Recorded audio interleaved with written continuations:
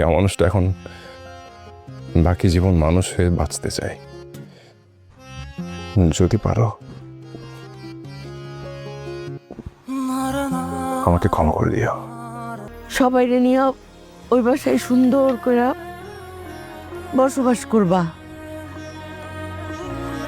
ওই বাড়িটা দেখলে যেন মনে হয় যে তোমার আব্বা জীবিত আছে। আপনাকে দেখে মনে হচ্ছে আমি আমার মাকে খুঁজে পেয়েছি। নিজের সন্তান মনে করে ভুল করে থাকতে আমাকে মাফ করে দিন। আসসালামু আলাইকুম বন্ধুরা, আজকের ভিডিওতে আমরা আলোচনা করব এক হৃদয় বিদারক গল্প, যেখানে ভালোবাসা, লোভ, ভুল সিদ্ধান্ত, পারিবারিক টানাপোড়েন আর শেষ পর্যন্ত অনুশোচনার এক গভীর বাস্তব চিত্র উঠে এসেছে। এই গল্পটা শুধু একটি পরিবারের না, বরং আমাদের সমাজের অনেক মানুষের বাস্তবতার প্রতিচ্ছবি। গল্পের শুরুতেই আমরা দেখি এক ছেলে নিজের ভবিষ্যৎ গড়ার স্বপ্নে ধীরে ধীরে নিজের পরিবার থেকে দূরে সরে যাচ্ছে। তার চিন্তা একটাই, তাকে সফল হতে হবে, তাকে অনেক বড় হতে হবে। সে মনে করে সম্পদ আর অবস্থানই জীবনের সবচেয়ে বড় শক্তি। সে বলে তার বাবার আশীর্বাদই তাকে এই জায়গায় এনেছে, কিন্তু বাস্তবে সে সেই আশীর্বাদকেই ধীরে ধীরে ভুলে যেতে শুরু করে।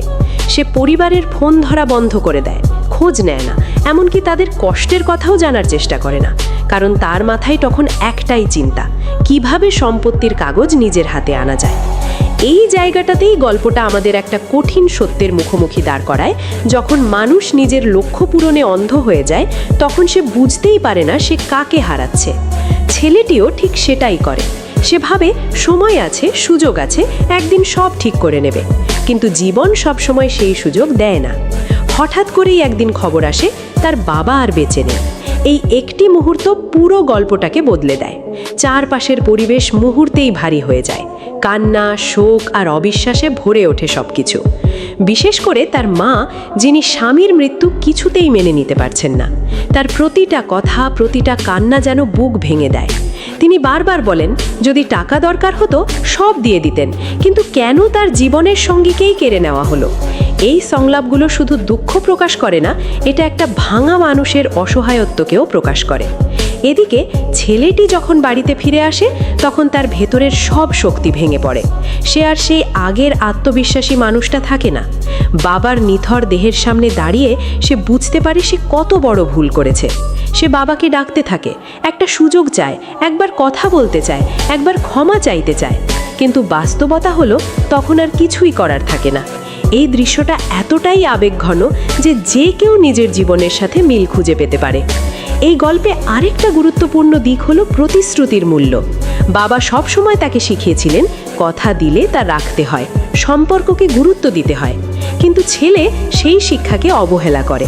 সেভাবে ভবিষ্যৎ সুরক্ষিত করাটাই সবচেয়ে জরুরি, কিন্তু শেষ পর্যন্ত সে বুঝতে পারে সম্পর্ক ভেঙে দিয়ে কোনো ভবিষ্যৎই আসলে নিরাপদ হয় না। জানাজার আগের দৃশ্যটা গল্পের সবচেয়ে শক্তিশালী মুহূর্তগুলোর একটি। ছেলেটি সবার সামনে দাঁড়িয়ে নিজের বাবার জন্য ক্ষমা চায়। সে বলে যদি তার বাবার কোনো ভুল হয়ে থাকে সবাই যেন তাকে ক্ষমা করে দেয়। একই সাথে সে প্রতিশ্রুতি দেয় বাবার সব দায়িত্ব সে পালন করবে। এই দৃশ্যটা শুধু একজন ছেলের অনুশোচনা না, এটা একজন মানুষের ভেতরের পরিবর্তনের শুরু। এখানে আমরা সমাজের আরেকটা বাস্তবতাও দেখি। মানুষ বেঁচে থাকতে আমরা অনেক সময় তার মূল্য বুঝি না, কিন্তু সে চলে গেলে তার অভাবটা তীব্রভাবে অনুভব করি। তখন আফসোস করা ছাড়া আর কিছুই করার থাকে না।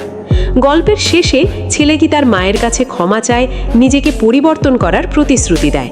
সে বুঝতে পারে সম্পদ, ক্ষমতা, অবস্থান সব কিছুই অর্থহীন যদি নিজের মানুষগুলো পাশে না থাকে। সে চায় নতুন করে সব শুরু করতে, পরিবারকে একসাথে নিয়ে বাঁচতে। সব মিলিয়ে এই গল্পটা আমাদের একটা গভীর শিক্ষা দেয়।